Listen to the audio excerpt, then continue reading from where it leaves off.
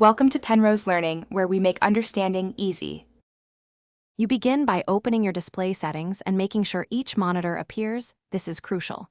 You should detect and label screens so you know which is 1, 2, 3, etc. Once detected, click and drag the on-screen monitor tiles to mirror the physical layout on your desk. Make sure to hit apply to commit changes. This lets you test cursor flow.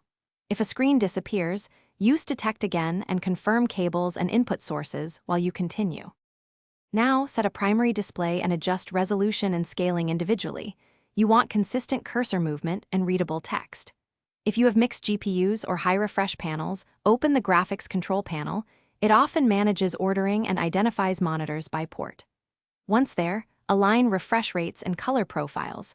Mismatches can break smooth transitions. Also check orientation and multiple display mode, extend, duplicate. Finish by applying your final layout and testing with Windows, full-screen apps, and dragging content across screens.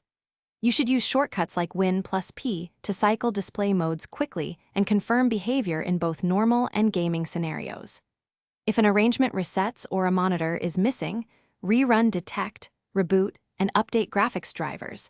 Swapping cables or ports often exposes a hardware mapping issue. One key troubleshooting tip. If cursor jumps unexpectedly, match resolutions and refresh rates, then reapply the layout to lock the order.